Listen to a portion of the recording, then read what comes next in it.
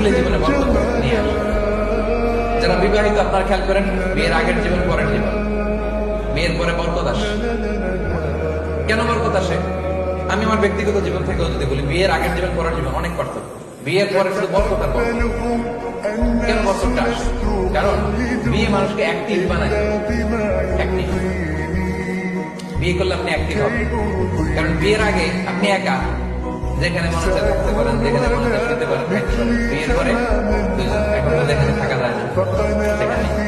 একটা যদি বেবি হয় তখন তো আরো অনেক কিছু লাগে। যদি থাকে 2 পা, যেটা খুশি সে তা যা। যদি হয় 4 পা,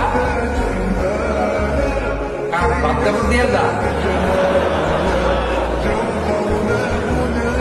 আর যদি হয় 6 পা, সাথে করে নিয়ে যা। অবস্থা